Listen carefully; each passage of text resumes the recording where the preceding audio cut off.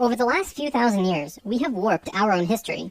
Our stories of the past have been changed, altered, mistranslated, and completely been misunderstood as we rounded the curve on the precession of the equinox. Modern views of our history account for many things, but completely dismiss many very important pieces in the puzzle. For example, the pyramids of Giza. There is no modern theory that accounts for how these could have been made. Individually, each block cannot be pulled even with 50 men pulling it, let alone drag it for hundreds of miles and then stack them on top of each other 450 feet in the air, in such a precise way that even modern technology can't achieve. Not to mention having it lined up precisely with both Orion's belt, a golden mean, and Fibonacci spiral, and be a primary nodal point of every sacred site on the planet. And that's just one example. Our history is not what we think. Many things that we've been led to believe to be true simply is not. This has got to be the biggest. The field of archaeology recently saw some monumental discoveries that are rocking the foundation of what we think we know about ourselves. Many ancient cities such as Babylon, Erech, and Akkad that were written about in the Bible and other ancient texts were always thought to be myths because no one could prove they existed. Then, one of them was found. This led to finding another, and then another. Inside one of these cities, archaeologists found thousands of cylindrical clay tablets hidden deep within the earth under this ancient city. The tablets were completely covered in text written in cuneiform and tell an ancient story that spans back over hundreds of thousands of years on this planet, describing the history of the earth and the origins of the human race in great detail. Now, the first thing we all want to do is just say that they were making things up. They didn't know the history of Earth, and they were simply creating tales to explain where they came from. However, if this was true, how can we explain how they knew so many things about the universe that would seem impossible to know? Not only did the Dogons know all about the distant planets in the solar system, but so did the Sumerians. They described them all in great detail in these Sumerian records. They also knew about the precession of the equinox. That's a tough one for a historian to understand, because it takes over 2,000 years of continuous observation to actually learn that the Earth has a wobble. The Sumerians had this information from day one of their civilization. A man named Zacharias Sitchin spent a long time transcribing these texts and had put them all together in his books, but many others have also done the same, and the interpretations are always very similar. Not only that, but Thoth has also shared information about this with us, and his account matches the Sumerian records. Adamas and other channelings discuss it as well. If you see all of these records and sources, there is a huge connection between the stories. Now, this story spans back hundreds of thousands of years into our past. It talks about Tiamat and Nibiru, the Nephilim, seeding the human race, Adam and Eve, and the children of Lemuria. This portion of the story is really interesting, but not the most crucial to know. We're not going to be covering this at this time. We are, however, going to be picking up the story at the end of Lemuria, and discussing the events of Atlantis up to present day. What I'm going to tell you is a mix of what these records say, along with what Thoth has told us for some finer details. Please have your own experience while watching this. I'm not going to tell you that this is fact. I am simply saying, decide for yourself. There was a time, long ago, when humans existed at a very high level of consciousness. We were interdimensional, and were very psychic. We communicated through thought and emotion, much like how animals do rather than speaking or writing, which would seem very primitive. We lived primarily on a large string of islands called Lemuria, but there was a consciousness shift. We moved up in consciousness, and the islands of Lemuria sank beneath the oceans. At the time of this shift, a new continent rose out of the waters. We called it Atlantis. Back in the early 1900s, the spiritual path of the United States was similar to what's happening today. People began to learn about meditation and study ancient lands like Atlantis and Lemuria. We actually found quite a bit of evidence that Lemuria existed, and it had to do with coral. See, the ocean floor does rise and fall. Coral can exist up to 150 feet under the surface of the water. In 1910, the surface of the ocean was probably higher because they were able to see coral rings heading away from Easter Islands for a great distance. These rings were estimated to be found at 1,800 feet, which means that for them to have existed, they would have had to be much higher and sunk slowly. Probably more important, they also found the exact same fauna and flora from the Hawaiian Islands all the way to the Easter Islands. This is a great distance, but if you look at a map, you'll see a long string. That string, according to Thoth, used to run along the western shores of Lemuria. It is only on these islands that have the same flora and fauna. Same trees, bugs, bacteria, everything. Science can only explain this if there were closer land bridges between these islands at one point. Although we were studying this at that time, World War I began soon after, and we lost interest in spirituality and the ancient lands for a very long time. After the sinking of Lemuria and the rising of Atlantis, at first the human race became scattered. We moved to various islands and continents all over the world because we didn't have a home. Yet. We didn't know where to go. At that time, there were about 1,000 humans at a very high consciousness, more than all of the rest. They were called the Nakals. Today, we know them as Ascended Masters. The Nakals began preparing Atlantis to be our new home. They projected their energies across the surface of the continent in the form of the Tree of Life, not with 10 circles, but with 12, an extra on top on the island of Udal, and an extra on the bottom in the water. There were 10 components on the mainland, and even though it extended over hundreds of miles on the surface, it was projected to the accuracy of a single atom. We chose to move to Atlantis because of the Kundalini. In humans, the Kundalini is often referred to as the energy serpent that runs up and down your spine. When activated, it provides an immense amount of energy through all of the chakras. The Earth itself also has a Kundalini because the Earth is alive, like an organism, running from the center of the planet to a specific place on the surface. Wherever the Kundalini resides, the people there become the spiritual leaders of the world. The Earth chose Atlantis to be the new energetic center of the planet. After Atlantis, the Kundalini moved to the mountains of Tibet, which is why the Buddhists were the leaders in pure spirituality for the last 13,000 years. It was a very pure place. It moved again within the last 10 years, but that's a story for another time. If you want to read more, check out the book The Serpent of Light by Drunvalo Melchizedek. Suddenly, in a single day, the Nicals breathed life into the Tree of Life on the surface of Atlantis. This created vortexes of energy rotating out of each and every circle. Once the vortexes were established, the children of Lemuria began to be called forth. Millions upon millions of Lemurians who had settled all across the planet began to be pulled toward Atlantis. A great migration began. However, the Lemurian body of consciousness had only reached the age of 12 as a planetary consciousness. Because we were right-brained, we were a female species, like a 12-year-old girl, and some of our centers weren't working yet. They had worked with these energies, but only mastered 8 of the 10. Each migrating Lemurian was attracted to one of these 8 centers on Atlantis, depending on the nature of the individual. There, they settled and began to build cities. That left 2 vortexes with nobody using them, not a single person. These 2 vortexes were pulling life toward them, and in life, you can't have an empty place. Life will find a way to fill it. Similar to if you were driving along a freeway, following another car, and you drop too far behind, someone will fill the place. That's exactly what happened on Atlantis. Though the Lemurians had only filled 8 of the vortex areas, Mayan records state clearly that there were 10 cities in Atlantis when it fell. You can see these records in the Troano document, which is now located in the British Museum. This document is estimated to be 3,500 years old, and it describes in detail the sinking of Atlantis. To fill these 2 empty vortexes, according to Thoth, 2 extraterrestrial races stepped in. Not 1, but 2 completely different races. The first race were the Hebrews, coming from our future. Thoth says that they came from off-planet, but we don't know where exactly. The Hebrews were kind of like a kid who went through 5th grade and didn't make it, so they had to do that grade over again. They learned all the math, the left brain stuff, but they didn't get the right brain aspect of evolving consciousness, the doing. They didn't graduate to the next level of evolution, so they had to do it again. They knew a lot of things that we didn't know yet, and brought many concepts and ideas to us that we weren't aware of yet. Now, if this is true, this would explain quite a few things about the Hebrew people in general. They seem to have many sacred geometries hidden within their culture. It also puts perspective on the story of Exodus. Perhaps Moses incarnated into that lifetime to free the Hebrews because they were not direct descendants of humans and were being treated unfairly. Or could it be that Moses was visited by an ascended master of the Hebrews who guided him to free their people? Given what we know about dimensions and consciousness, it definitely puts a fresh perspective on old stories that didn't make much sense. We could talk about this more, but let's continue for now. There were no problems caused by the Hebrews coming to Atlantis. They actually benefited our evolution. The other race that stepped in caused big problems. These beings came from the nearby planet of Mars. See, according to Thoth, Mars looked very much like Earth a little less than 1 million years ago. It was beautiful. It had oceans and water and trees that were just fantastic. But something happened to them, and it has to do with something called the Lucifer experiment.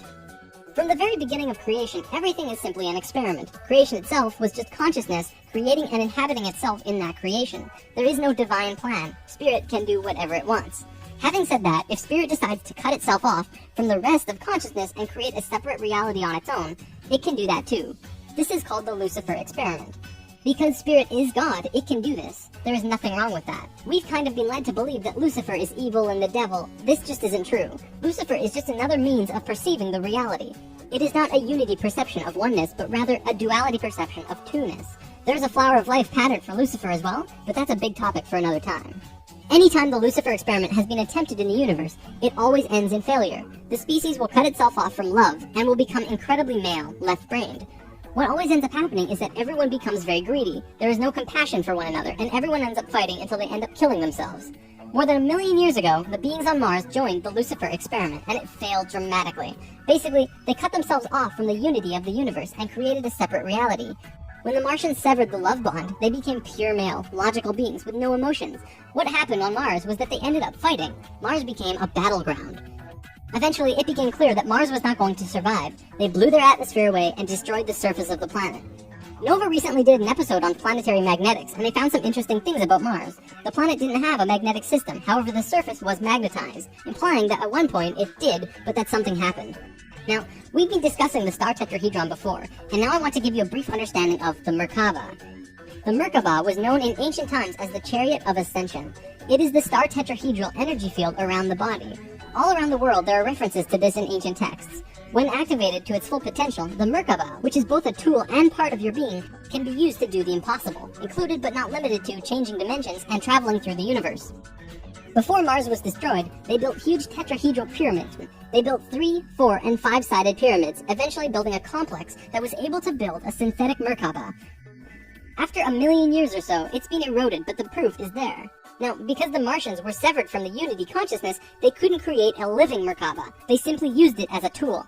They created a synthetic Merkaba to travel in time and find a new home. A small group of Martians tried to get away from Mars before it was destroyed, and that place they found was Earth. About 65,000 years in our past. They saw this little vortex sitting there, just pulling in life, with no one in it. They didn't ask permission. Being part of the Lucifer experiment, they just said, alright, let's do it. And they stepped onto that vortex, and in doing so, they joined and changed our evolutionary path. Thoth's father, Thome, was one of the Nacals who set up Atlantis on the island of Udal. That island, the top of the Tree of Life, was the brain of Atlantis, and on it was a small city called Poseidon. This city is what Plato was discussing when he said that Poseidon bore 10 children, the 10 circles on the Tree of Life. Poseidon was made of 3 rings painted in black, red, and white stones, and it was the symbol for Atlantis. The inner circle represented the Nacals, the middle circle were the priesthood, called the Maya, and the outer circle represented the regular people of Atlantis. We'll come back to this down the road. There were only a few thousand Martians who came to Earth through the synthetic Merkaba. The first thing they did when they arrived in Atlantis was try to take over the continent. They tried to declare war and invade. However, they were vulnerable due to their small numbers, compared to the millions of Atlanteans, and we finally subdued them. We were able to stop them from conquering us, but we could not send them back. When this happened on our evolutionary path, we now had the planetary consciousness of a 14-year-old girl. The Martians were an incredibly male species, and also very old. So what you had was a 14-year-old girl being taken over by a 60 or 70-year-old man. We had no choice in the matter. The Martians just stepped in and said, like it or not, we're here. They didn't care what we thought or felt about it. Really, it was no different from what the settlers of North America did to the Native Americans. Once the initial conflict was over, it was agreed that the Martians would try and understand this female thing they lacked. This emotional feeling, which they had none of at all. Things more or less settled for a while, but the Martians slowly began to implement their left-brain technologies, which the Atlanteans knew nothing about. One after the other, the Martians kept putting out these left-brain inventions, until the Atlanteans slowly began to see things through their left brain. We slowly began to become a male species. The Martians gained control, bit by bit, until eventually they had all of the power, as was their intention. The animosity between Atlanteans and the Martians never subsided, not even till the end of Atlantis. They hated each other. The Atlanteans were shoved down and treated like inferiors. It was like a marriage that the female component didn't like, but the male component didn't really care if she liked it or not. It remained this way for a very long time, until about 26,000 years ago, when the next phase slowly began. Before we continue, we have to talk about polar shifts. See, in the 1930s, Edgar Cayce was channeling information for a geologist when he stopped and he said, "There's something you should know. In the near future, the Earth's poles are going to shift." Cayce was a brilliant man with a very strong connection to higher dimensions, where he communicated with other beings for the human race. Ultimately, it was because of his channelings that the belief system called New Age was created. This is again just putting what he was doing into boxes of understanding, because no one else understood what he was doing at that time. Nevertheless, when Cayce talked, people listened. Geologists began exploring the possibility of a polar shift, and they found something remarkable. A string of major pieces of evidence came forth and lent tremendous weight to what Cayce was saying, and they have now changed the world's view on the subject. Scientists believed that if there was going to be a physical pole shift, there would also be a change in the magnetic poles. Through studying lava beds, geologists were able to see where the planetary magnetics were when the lava beds hardened at certain depths. They found that the earlier magnetic poles were not where they were now, but in Hawaii. The last shift that took place was 13,000 years ago, and we will get there in the story soon. They did another test and found that it had shifted again 26,000 years ago as well. Scientists also learned that polar shifts happen very quickly. In a single day, the magnetics would do a complete flip, or turn 90 degrees. There's that number again. And within 24 hours, the sun would be rising differently than it did the previous day. This shift has happened hundreds of times over the last 100 million years on Earth, but it's speeding up now and happening faster and faster. Now only 13,000 years between each shift. A whole new viewpoint is beginning to be understood. From space, would this not appear as a pulse? Now, there's a lot more to talk about with polar shifts, but I'm going to give you the basics. A scientist named Charles Hapgood was studying this at great detail because the leading theory behind what caused polar shifts was still underdeveloped at the time. He came up with a theory that demonstrated to be possible through various experiments. Through these experiments, they learned that the surface of the Earth, the crust, could slip over the main mass of the Earth, which continues its rotation as if nothing happened. the crust would rotate and spin out of control until eventually it settles again in a new location aligned with the new magnetics. During this time, there are massive earthquakes and tsunamis and devastations that rock the world. Doesn't that sound a bit like the destruction described in the Book of Revelations? Now, I don't want to freak anyone out. Besides Edgar Cayce's account, many other ancient prophecies, including Nostradamus and Mayan prophecies, have talked about polar shifts in one way or another. And modern science is becoming increasingly aware that there is going to be a polar shift in our near future, which is lining up with our consciousness shift, though they don't take that aspect into account. It's funny actually, a while back, NOVA did 2 reports on polar shifts, and both times NASA shut them down. Then recently, NOVA released a new video called Earth's Magnetic Storm. That video shows all of the evidence for pole shifts without actually using the words pole shift. It's almost as if a specific company doesn't want us knowing about this and the evidence that's been brought forth. Polar shifts are directly related to the magnetics of the planet as well. Planetary magnetics are supposed to look like this, but the reality is much different. Our magnetics have been weakening over the last 500 years or so, and today, they look a little more like this. It was the magnetics becoming more and more warped that's causing many of the problems we've seen in the last 20 years. Birds follow the magnetics of the planet to migrate, and they'd be ending up in places they shouldn't be. Whales were continually beaching themselves in the 90s because they followed these magnetics, which led them to land where there should have been water. As for humans, you know how on the night of the full moon there are more rapes, murders, and violent crimes than any other night of the lunar cycle? Well, the moon affects the magnetics of the Earth, slightly. But the magnetics are so warped right now, it's affecting how we think and act as a planet. Our collapse of social structure is related to the geomagnetics of the Earth. Or perhaps it's the other way around. There's one other thing that we need to discuss about polar shifts. They always line up with a consciousness shift. They are interrelated. Philip lived on Atlantis for a very long time, and he told us that he saw the Earth shift 5 times, watching the sun rise in the east, and then the west, then the east, then the west. This is how to explain why during a consciousness shift at the end of Lemuria, it sank beneath the oceans and Atlantis rose. If the crust was spinning randomly around the planet, many geological events such as continents rising and falling would take place. Now that we have an understanding of polar shifts, we can continue with this drama on Atlantis. 26,000 years ago, we were exactly where we were today on the precession of the equinox. We had gone through our falling asleep phase, and we were about to begin waking up. It was at this point that there was a small consciousness shift. We actually went down in consciousness, not up. A piece of Atlantis about the size of Rhode Island sank into the ocean. This caused a tremendous amount of fear within the Atlanteans, because they thought they were going to lose the whole continent, like what happened with Lemuria. Because of the consciousness shift, one of the bigger things they lost was their connection to the future. They couldn't foresee big events such as the potential sinking of their home. After about 200 years, this fear began to subside. Now, in both the Bible and the Sumerian records, the accounts of Adam, Eve, and all of their children were recorded to have exceptionally long lifespans, like 900 years or so. So 200 years for us back then is like 20 years for us today. We'll explain how we got there soon.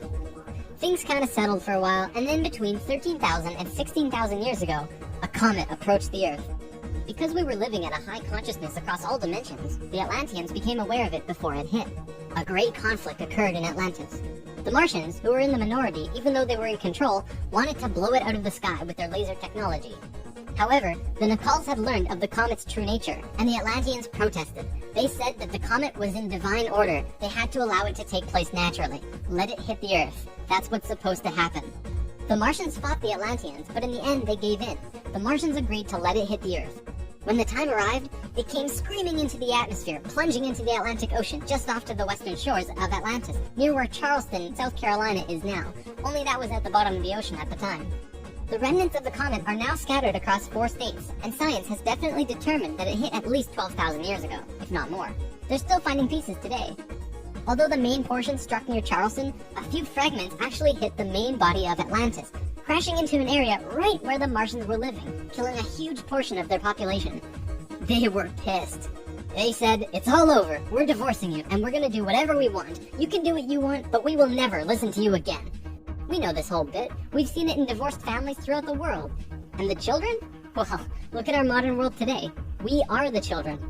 You can guess what the Martians did next. Their primary interface with the reality was control, and when their anger rose to meet their desire for control, they decided to take over the Earth.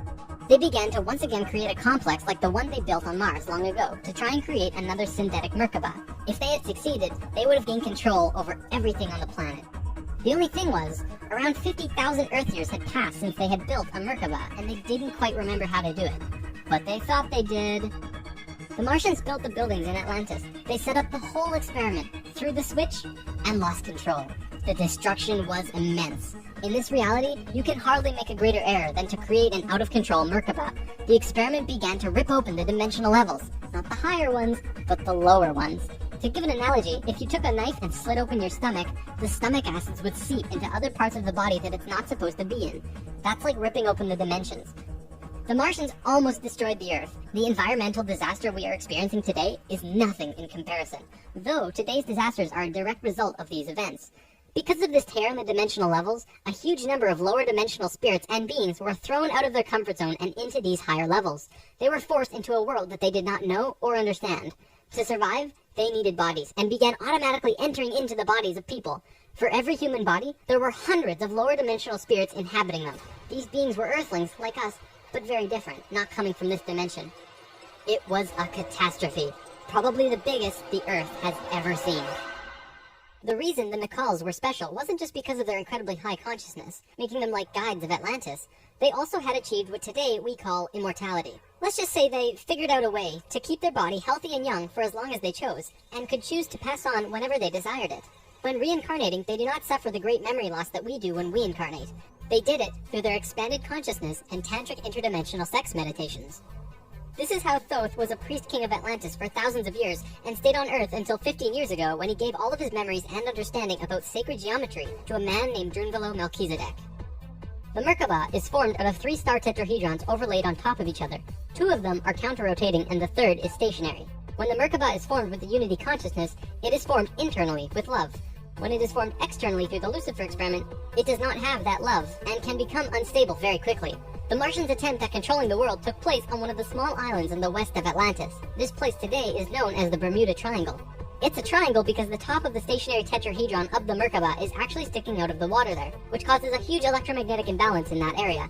Many planes and boats have reported to have gone missing there. They just vanished without a trace. The imbalance is multidimensional, and in many cases these ships and planes have been sucked into different dimensions, never to be seen again. That Merkaba is still there on the seafloor today, but from what I know, it's going to be corrected soon. The Nicals did their best to save Atlantis. They sent most of the lower dimensional beings back, at least as many as they could, and sealed up the dimensional tear. Despite this, the situation got really bad, really fast. All of the economic systems collapsed. Financial, social, and all concepts of how life ought to be completely broke down. Everyone on Atlantis began getting sick with weird diseases, and the entire continent went into a state of survival. Life was no longer about living. It became about surviving until tomorrow. It was a literal hell on Earth. The Nicals had no idea what to do. They were children compared to the events that had been thrust upon them. So, they prayed. They prayed to the highest levels of conscious life in the universe, asking for help from anyone who could hear them. The problem was reviewed on many high levels of life, who I am drawing as the Justice League because the 11th and 12th dimensions are completely incomprehensible to us in our current state. What they told us was this: we were going to fall. We were going to hit rock bottom, level 1, the lowest place we possibly could be in the universe and still survive. Also, we were changing polarity. We were no longer a female species, so we were starting from square one as a male species. And finally, and this was the shocker, we would only have 13,000 years to return to Christ consciousness. Normally, it takes hundreds of thousands of years for a species to get to Christ consciousness. We had to do it in a fraction of the time. If we didn't, we would not survive. This has never happened before in the universe, ever. Thoth, who was the priest king of Atlantis at the time, learned that they would have to perform this experiment on themselves. They received instructions from the highest levels of life and they went on their way. Thoth proceeded with a being named Ra and Aragat, who were previous kings of Atlantis, and began the experiment. To understand what they did, we have to talk about consciousness grids. A planetary grid is an etheric crystalline structure that envelops the planet and holds the consciousness of any one species of life. This grid does have an electromagnetic component associated with the third dimension, but it also has a component for every dimension as well. These grids are geometric, of course, and science will eventually discover that there is a grid for every species in the world. Each of these grids have their own geometry and are unique. There's not another one like it, just as the species itself are unique. These grids give off light as well, and from space they can be seen as the source of the bluish glow around the Earth. What Thoth and friends had to do was create a synthetic Christ consciousness grid, allowing humans to ascend to Christ consciousness in a very short time. But first, let's talk about the science behind the grid. Perhaps you've heard of the 100th monkey experiment. Over a span of 30 years, scientists were researching a species of monkey called Macaca fuscata on an island in Japan. They were providing the monkeys with sweet potatoes by dropping them in the sand. The monkeys liked sweet potatoes, but they didn't like the sand and dirt so much. A few monkey children figured out that they could wash their sweet potatoes, and some of them taught the technique to their parents. Only a few of the adult monkeys did this though. This went on for some time until one day the monkeys who actually knew the technique hit critical mass. And bingo! The technique started spreading faster than it did before. Monkeys started learning it really easily across all of the Japanese islands nearby as well as on the mainland. They knew that there had to be something that wasn't yet understood about how a species is connected to itself. So what did we do? We tried it on humans. Our research team made a picture out of human faces. About 100 faces hidden within a single picture, but at first glance, you could only see about 6 or 7. They did several surveys with a few hundred people in Australia and said, alright, find the faces. Most people could only pick out 6, 7, 8, 9 or so, not many more. After that, the research team went to Britain and aired the picture on a closed cable BBC special that was shown only in England. They showed where all of the faces were, every last one. Half of the research team, which stayed in Australia, did the experiment again with new subjects. And lo and behold, people were just naturally able to see more faces. After this experiment, they knew that something definitely connects us all, and the field of noetics is learning more about it daily. It's mass consciousness. In Lesson 11, I showed you the 3 levels of consciousness. Each of these levels have their own consciousness grids around the planet, and our second level grid is based on squares and triangles. Many governments of the world, especially the Russian and US governments, were studying our grids back in the 60s and probably earlier. When mapping out the grid on the planet, you find little military bases on many of the nodal points of the grid. There are tons of these bases way out in the middle of nowhere, like on little islands like Guam. This couldn't be a coincidence that these government powers placed their bases right where the little spirals came out of the grid. They were trying to take control of the grid, because if you control consciousness, you control what we think and feel. Of course, there was another organization that had its hand in both of these governments, and still do, and we will discuss them soon enough. This grid is visible through astral projection as well. 13,000 years ago, it began. Thoth, Ra, and Aragat were to create a global complex that was able to build a synthetic Christ consciousness grid over a 13,000-year time period. The first thing they did was to fly to a place which is now called the Giza Plateau, but back then it was known as the land of Chem. It was also a rainforest back then as well, not desert like it is today. First, they created a grid around the planet 4th dimensionally, and then began to construct it in the physical 3rd dimension. They went to the male energetic axis of the Earth and constructed a complex which today is called the Solar Cross. These men were 6th-dimensional beings at that time and were living at a very high level of consciousness, so whatever they thought happened instantly. It was that simple. According to Thoth, he built the Great Pyramid, not the Egyptian king Cheops. Thoth says that it was built 200 years prior to the pole shift and built very quickly. These pyramids were aligned precisely with both Fibonacci and golden mean spirals emanating from out of the Solar Cross. Interestingly enough, Edgar Cayce also channeled that the pyramids were constructed in this time. The pyramids were also found to be built from the top down. The stones on top were placed first, which has baffled researchers ever since. Every time more is learned about the pyramids, we move further into dark on understanding how they were formed. If what Thoth says is true, well, that explains everything! From there, Thoth and friends constructed an entire network of temples and structures along this grid 4th dimensionally, placing them on nodes on the new synthetic Christ consciousness grid they were creating. All of them were made with Fibonacci or golden mean spirals, and all of them were mathematically referred back to the Solar Cross in Egypt through the Great Pyramid. The creation of all of the sacred sites on the planet were no accident. It was a single consciousness that created them all, from Machu Picchu to Stonehenge to Zaghuan, you name it. There are a few exceptions, but most were created by a single awareness as part of a unity consciousness grid. Although the Great Pyramid was done all at once, many of these ancient structures of the world were made 4th dimensionally and slowly dropped in frequency until they manifested on the 3rd dimension over a long period of time. Richard Hoagland's research brings this forward, but he wasn't the first either. They showed how one sacred site is extrapolated from another to another to another. A hot topic of discussion right now are ley lines. These are simply geometric relations between sacred sites. Archaeologists are now finding these huge connections between major spiritual sites in the globe, and now we know why they're connected. These sites had to be built physically so that the Christ consciousness grid could manifest. In a way, think of the physical sites as the wiring of a giant wireless electrical system, and then it needs about 13,000 years of continuous energy flow for it to actually turn on. And just so that you're not left in suspense, yes, the grid was completed. It came to life and is now active, though not really used. Congratulations, Earth! We actually survived. Not only has Thoth told us this in person, but he's also written it down in the Emerald Tablets. These tablets were left in the Great Pyramid thousands of years ago. There are 12 tablets in total, formed from a substance created through alchemical transmutation. They are imperishable, resistant to all elements and corrosion. Their atomic structure is fixed in place, and no change can ever take place. In that respect, they violate the material laws of ionization. These tablets share a great wisdom, and you can read them at over 100 different levels of consciousness, and you will always understand them differently. If you're interested in this stuff, you should definitely consider reading them. As you can probably tell, Thoth plays a pretty large role in what happened, Most of this information comes from him. Thoth also provided most of this information about the flower of life and its geometric relationship to consciousness with us, and this stuff is tied intimately to the geometry of the universe. Considering the quality and quantity of information that he has shared, it makes you really start considering that this next part can be true. The Great Pyramid has a legendary missing capstone.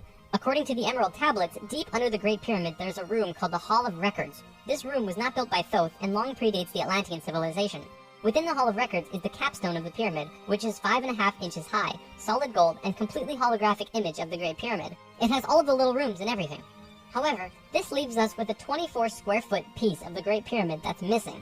If what Thoth says is true, that missing piece actually belongs to a very special airship that exists on Earth. And the way to the airship is through the Sphinx. The Sphinx, according to Thoth, is not 12,000 years old, but dates back over 5.5 million years on Earth. Deep under the Sphinx, about 1 mile down, is a round room with a flat floor and flat ceiling. Inside this room is the oldest synthetic object on Earth. The object is about 2 city blocks in size. It's round like a disc and has a flat bottom and top. It is also only about 3 atoms thick, except for a pattern on the top and bottom which looks like this. This pattern is 5 atoms thick. Thoth says that it's powered by consciousness, thoughts, and feelings, and connects with your own living Merkaba, which means that it becomes an extension of you and your own energy fields. The ship is also intimately connected with the spirit of the Earth, and is the protector for the whole planet. Thoth built the pyramid the way he did to fit with the ship. When on top of the Great Pyramid, it creates this image from above. The disc ship has a circumference equal to the perimeter of the Great Pyramid. As we discussed in Lesson 11, whenever that ratio appears, life occurs. This ship can only be used by the purest of souls. See, whenever we approach the point in the precession of the equinox where our poles do these shifts, we become very vulnerable. Things often degenerate, and while things become chaotic, there are often other species who wish to take us over. This has always happened, not just with us, but with all evolving consciousness. Every time a takeover seems imminent, a very pure person will find their way to the ship and raise it into the air. The Earth and Sun will connect with that person and give him or her great power. Then, whatever that person thinks and feels will happen. And think about it. If consciousness is the primary core component of the entire planet, does it not make sense that it would have its own defense mechanism? This defense is an airship that plugs into the Earth and the Sun, allowing the Earth to have protection. Our takeover event actually already happened, the same year the Christ grid was activated. The year was 1989, and we were having some troubles with the Greys, a race of ETs who were slowly plotting takeover due to a previous scuffle we were having. A very pure woman in Peru made the ascension process into the Christ consciousness grid and found the ship. She tuned it to the frequency of the 4th dimension where she raised it through the Earth and into the air, and manifested a situation for the Greys to leave. Within a very short time, the Greys began getting sick, and remained sick for as long as they stayed here. They have been forced to leave for now, and we are once again safe. The ship is a warship in that whatever race is trying to take over, the person will just think them away, think up a situation, and force them to leave. Returning to the events on Atlantis, after completing the complex in Egypt, Thoth and pals returned to Atlantis where they waited for about 200 years until that critical point on the precession of the equinox where the poles would shift. They knew that Atlantis would sink, and they would be ready. Previously on Thoth and Pals! Thoth, the poles are shifting. Oh, the pole shift? Yeah, whoa, what's wrong with your eyes? I don't know. When Thoth first saw signs of the polar shift, they returned to the land of Chem and raised the warship into the sky. They went to Atlantis and picked up the Nacals. The Nacals weren't just passengers though, and each and every being was working in unity to create a very powerful Merkaba around themselves and the ship. They returned to the Great Pyramid and landed the ship on top, forming the phi ratio with the pyramid. And then, it happened. The poles began to shift, and human consciousness began to plummet. Simultaneously, the electromagnetic and magnetic fields of the Earth collapsed, and all life on the planet went into the Great Void, the 3.5 days of absolute blackness described by many ancient cultures in the world. The Emerald Tablets say that whenever we go through a polar shift, we go through a void space as we change our frequencies for about 3.5 days. This is also in the Troano document, depicted by 3.5 stones painted black. This refers to a time when we go through what science calls the electromagnetic null zone. During the pole shift, a phenomenon takes place where everything just seems to disappear for a certain time. Usually it's between 2 to 4 days, and the last time it was 3.5 days. Here's where it gets interesting. What happens to us does not usually happen to a normal species, because most advanced species will have their Merkabas handy at the time of the shift. We didn't, due to our little crisis, and we got sucked into the void space without protection. This resulted in us losing our memories. Science realizes that all of our memories are connected through cells in our brains as well as fields around our heads. What is not entirely understood by science yet, at least not directly, is the connection our memories have with the planet itself. We've discussed this before. The magnetics of the Earth affect how we think and act. The Merkaba is an electromagnetic field that you create around your body that can serve as protection from void as you're consciously going through it. What happened to us when we didn't have that protection? It was a clean wipe. When we existed on Atlantis, we were living at a very high level of consciousness in a higher dimension.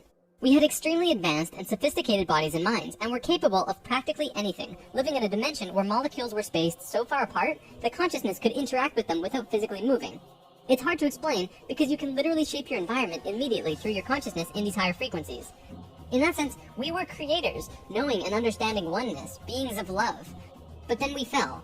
We dropped back down to this place called the third dimension. We also fell in consciousness back to zero. We forgot how to use the pineal gland, and it slowly shrunk to the size it is now, like a raisin, where it's supposed to be eyeball size. When this happened, we forgot how to breathe source energy into our bodies, and our lifespans went kaput. Eventually, we went from 900 years to what it is today. We had not experienced this dense reality that we had before, at least for a very long time. We were kind of like a supercomputer that gets completely wiped. No operating system or anything. We had these advanced physical bodies, but we didn't know how to use them. This is why today we are so physically advanced compared to pretty much all the other animals in this third dimension. For a time, the survivors of the Atlantean fall, and there were a few, were literally hairy barbarians. We even had to rediscover fire. The reason we're having such a hard time finding evidence of Atlantis is because for the most part, the events of Atlantis took place on a much higher dimension than our physical Earth exists on right now. Everything I've drawn of Atlantis can't be taken as that's what it looked like, because it didn't. This landmass did physically exist, but the Atlanteans were not inhabiting that dimension of its existence. If the warship hadn't been protected by the Merkaba, the Nacals would have lost their memories. They retained their memories when the Earth came out of the void and began their work once more. Thoth and 1/3 of the Nacals went to the Island of the Sun in Bolivia. Aragot and 1/3 went to Tibet, and Ra and the remaining third went to Egypt, where they waited. Now, we're going to begin bridging the gaps between this story and our current history. In between the fall of Atlantis and the dawn of our first civilizations, who were the Egyptians and the Sumerians, there was a 6,500-year gap between them. What was happening to us in that time? We have to look at this precession chart again. This is where we fell in consciousness, point C, and this was our falling asleep phase too. Thoth, Ra, and the Ascended Masters were waiting until point D. They had to wait for humans to just evolve themselves over a 6,500-year time period until they were advanced enough to actually receive this new information that they were going to provide. Sometime in here was when the flood of Noah occurred. Because of the pole shift, the Earth went through an ice age. This is scientific fact. When the ice melted, it would have caused massive flooding. DNA is the physical manifestation of who you are. It is your soul's physical aspect. What we are seeing in DNA is changes in the codons. There's 64 possible codons in DNA, and humans only have about 22 or so. What we're finding is that there are 6 more codons being activated within these children, and they are choosing 2 of the 6. These kids are what we call indigo and crystal children, and probably the super psychics as well. Now, this is a chromosome. Basically, what this is lots and lots of DNA wrapped into this weird H-like shape. This is located in every cell, and is part of your body of consciousness.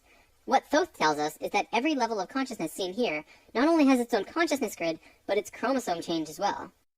The second level, where we are now, has 44 and 2 chromosomes. To any scientist, this is basic biology. The first level, however, has 42 and 2, and this third level has 46 and 2. The fourth and fifth have 48 and 2 and 50 and 2, respectively. The primary physically visible difference between these DNA in all life is height.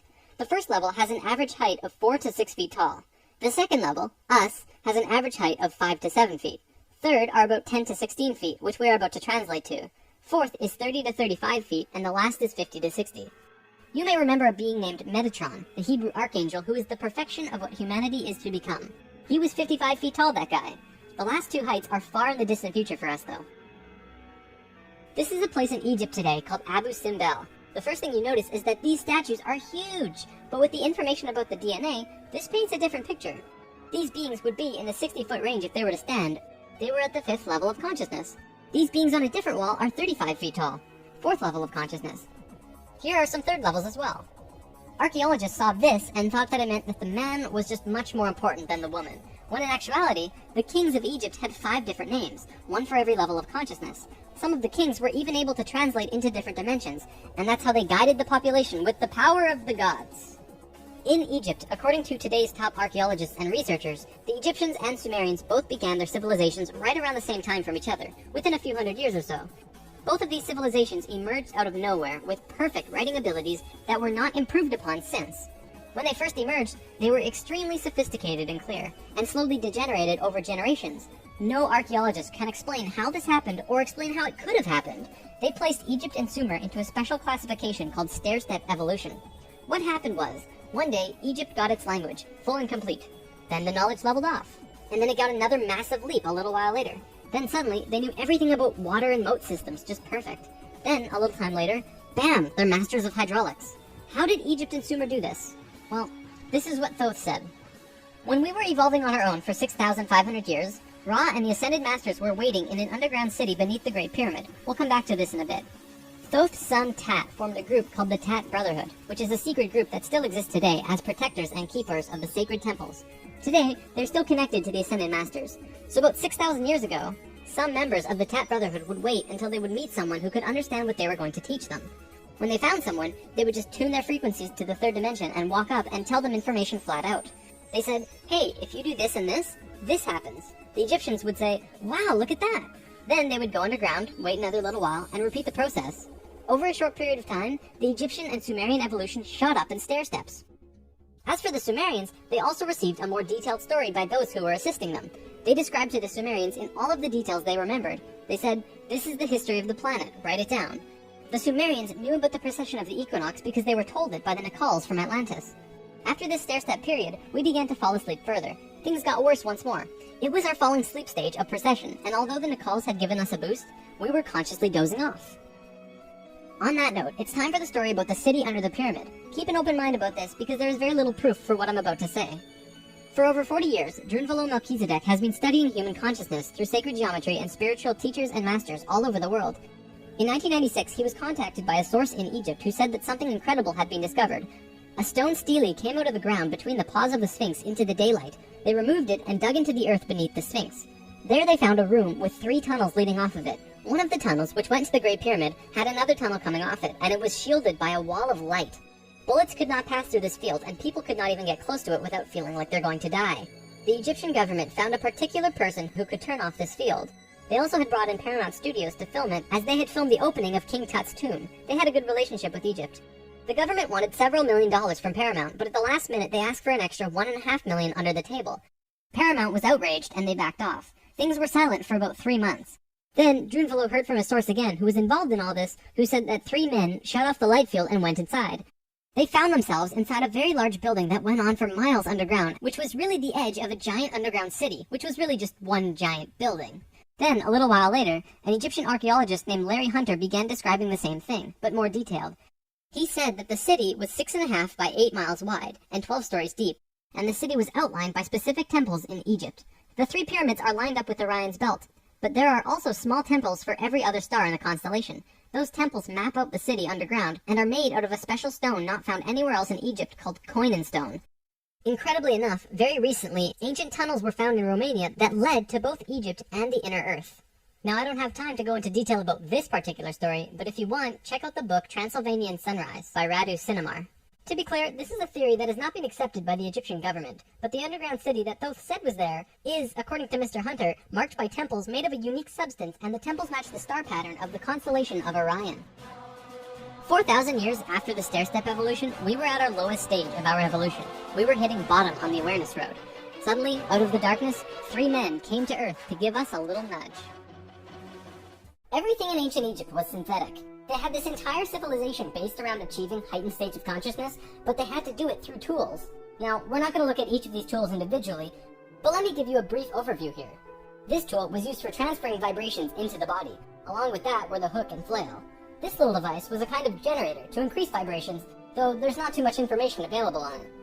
This thing, however, was their most important tool, the Ankh. They saw the Ankh as the secret to eternal life, and they used it not as a physical tool, but as an energetic one. They would use this form and ankh their sexual energy. Now, this could be a huge topic on its own, like how energy travels up and down the body through a vertical tube between 5 energy channels that counter-rotate as they extend through the body.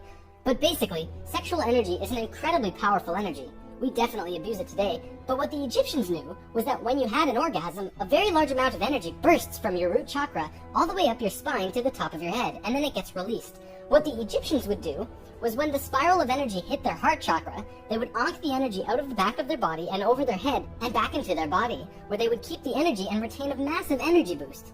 In other words, If you take a tuning fork and hit it, it will reverberate for a certain amount of time. Then, if you attach an ankh on top of it and hit it again, it will reverberate at least 3 times longer. The Egyptians were doing this with their bodies. Moving on, when Atlantis was first formed, the Nacals set up something called a mystery school. This is a special type of school where you learn about consciousness, and you learn different aspects of expanding your own consciousness, and eventually getting to a place where you become immortal.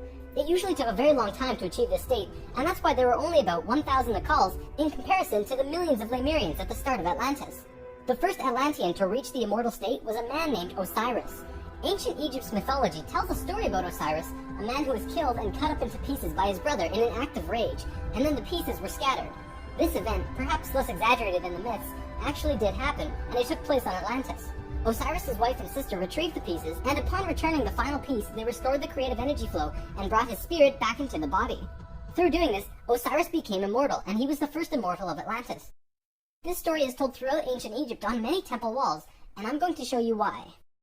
Osiris went through the 3 stages of consciousness. The first one was whole, the second was separated from itself, included physically, and the third was whole again.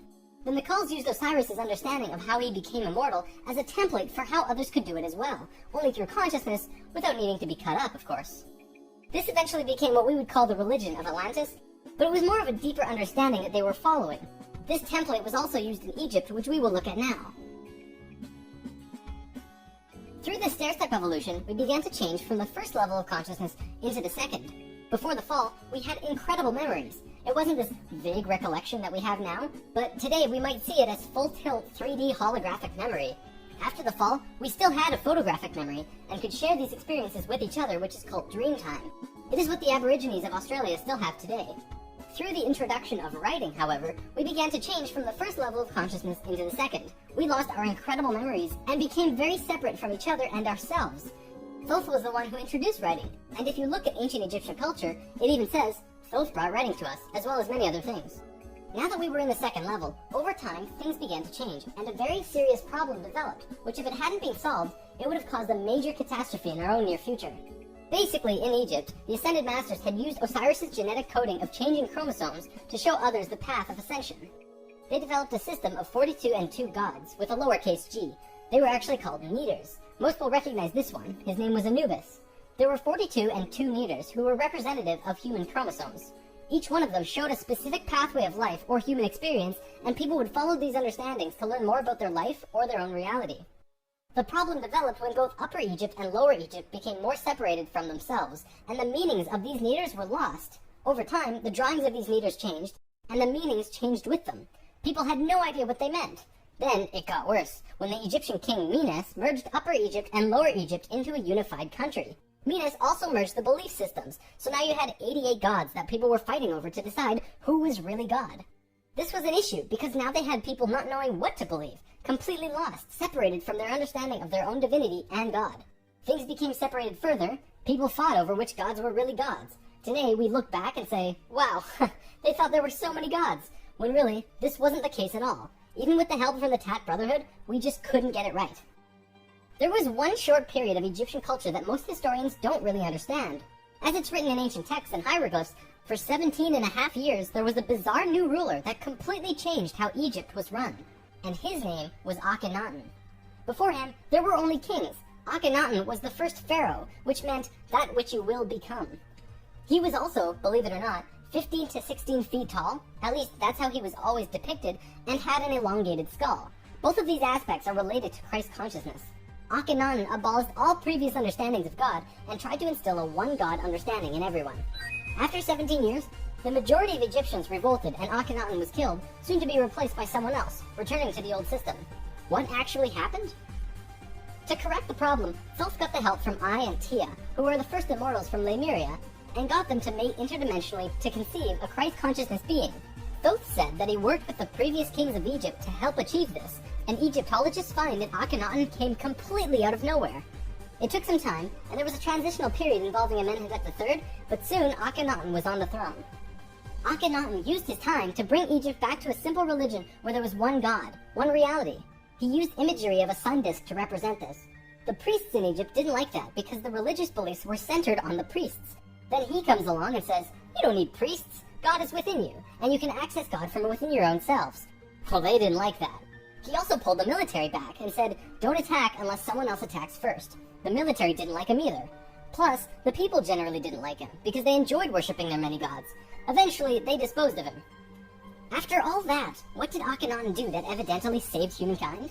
Well, he developed a mystery school, with the intention of showing a small group of humans a way to ascend into the immortal state. Usually, it took hundreds of years to reach the level of immortality, and Akhenaten had 17 years to produce results.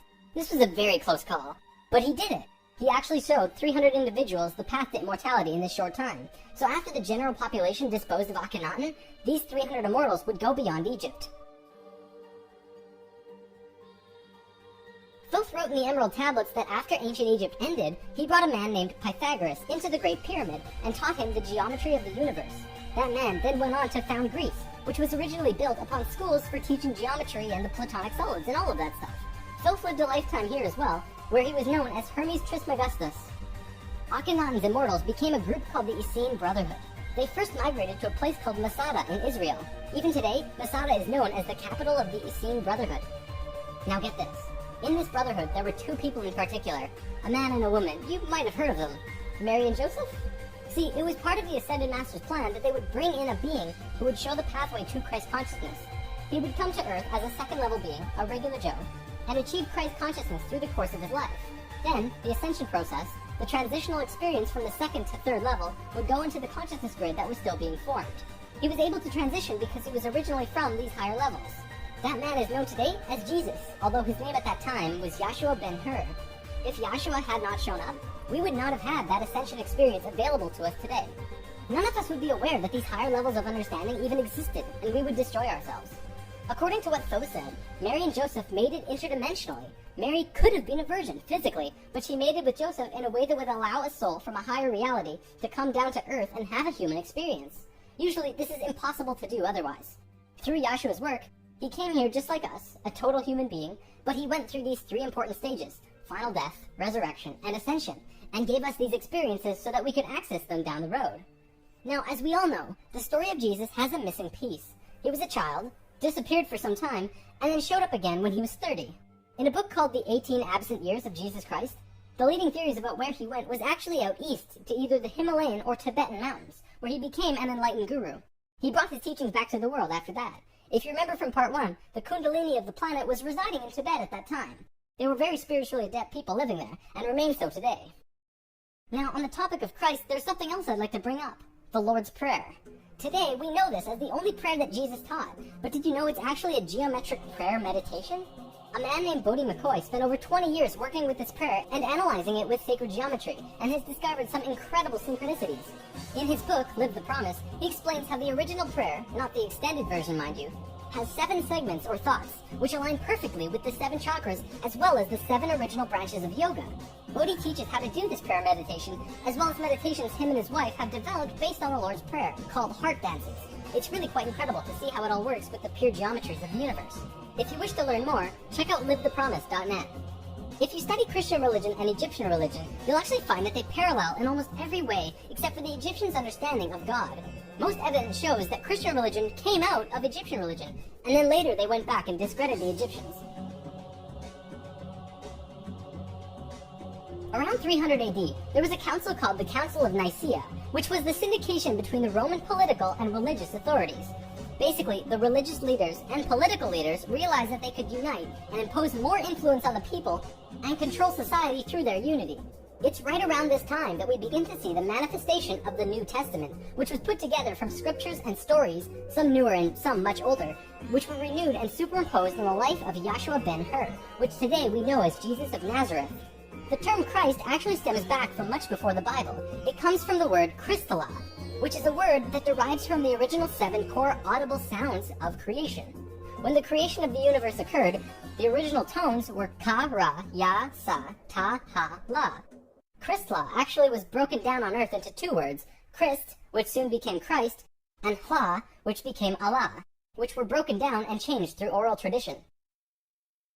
The symbol for Atlantis was 3 rings inside of the other. The inside were the Nakals, the middle ring were called Maya, and the outer ring were the Atlanteans. The Maya's job was communicating the messages from the inner circle out to the regular people of Atlantis. When Atlantis sank, the Maya took their knowledge, a crystal skull with memories of Atlantis, and their calendar. and went out to what today is called the Yucatan Peninsula, birthplace of the Mayan civilization. Their calendar is the most advanced, detailed calendar on the planet, and it has its roots in Atlantis. Over the last few hundred years, a group of people have slowly monopolized the entire world into what it is now.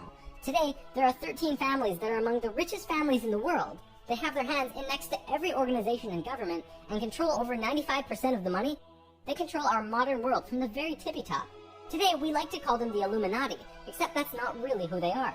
The word Illuminati means enlightened ones, which was established long ago as a secret society that was focused around expanding knowledge through scientific and spiritual understandings.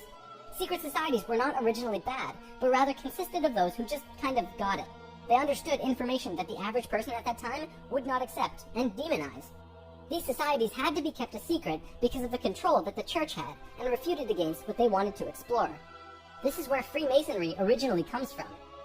If you do the research on the time periods, what probably happened was that the church, who had the majority of the control at the time, probably infiltrated some of these organizations to make sure that they were not creating plans to expose information and destroy the world order that they had created. This led to the church exposing some of the societies as devil worship and blasphemous, and fear of these groups rose. Over time, many secret societies branched off by those who were corrupt or previously infiltrated by the church, and gained more control through the church and large organizations that were being established. Today, there exist 13 families around the world who pretty much own the world, with over 95% of the money and a lust for greed, power, and control. More and more information has become present lately that many of these families may have DNA that is different than the rest of the human population. It is speculated that they share DNA that was passed down from the Martian race or other species races. They contain no love or emotion and are completely power-driven. This brings us to the end of the human history story for spirit science, but of course, it's not really the end. For one, we've only really scratched the surface of discussing many of these topics. Secret societies, for example, would take another 2 or 3 lessons to really get into. Plus, the human history story won't end because we're still living it, and what happens next is ultimately up to you. This story, while seemingly unbelievable and at times outrageous, does explain a lot. Think about it. We've covered the Bermuda Triangle, the face on Mars, Jesus, what the Egyptians were doing, the rise of Greece, pretty much most modern religions, the reason we popped up out of nowhere 6,500 years ago, the stair-step evolution of those cultures, and the story of Atlantis, which has been elusive to us at the best of times. It also explains the Great Pyramids and their connection to all of the sacred sites on the planet, the Sumerian tablets, the Emerald tablets, Lucifer, and as for the Hebrews, if you read their Talmud, it actually seems to suggest that they're not from here.